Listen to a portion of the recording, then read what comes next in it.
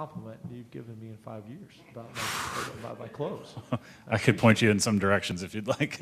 I like your glasses. Touche, thank you. They're transition lenses. I get so much shit for that. I did too. I wore them, I think, the first year. I don't know if you remember. I got a lot of heat about the transition. Yeah. But it makes it easier. Then I don't need that guy on the sideline that I'm constantly handing glasses and sunglasses for. They're more efficient. That's my thought.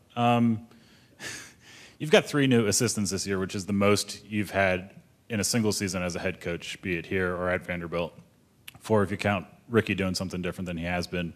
How does that change in-game oversight from your perspective and in-season evaluation as you go along? Yeah, I think it changes a lot. I don't think there's any doubt about it. I think, it's a little bit of the nature of the beast in college football now, so you have to just embrace it and make the best of it. But I also think that's where it is very important for us to try to limit that as much as we possibly can.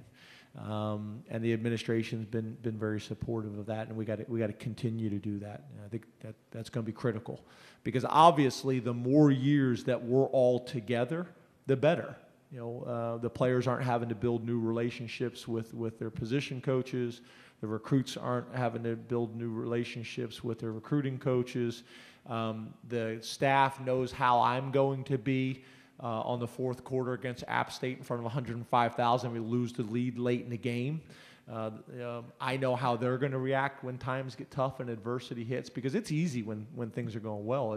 It's how do you all work together? What's the communication like? And I think you guys have heard me talk about this before. It's like a family. And every time your family goes through adversity and you get through that adversity, you become stronger. And it's no different than with a football team. It's no different in the locker room with the players. It's no different with the staff. So, we were able to get through some adversity on Saturday. We'll grow from that. Players will grow. Coaches will grow. The organization will grow as a whole.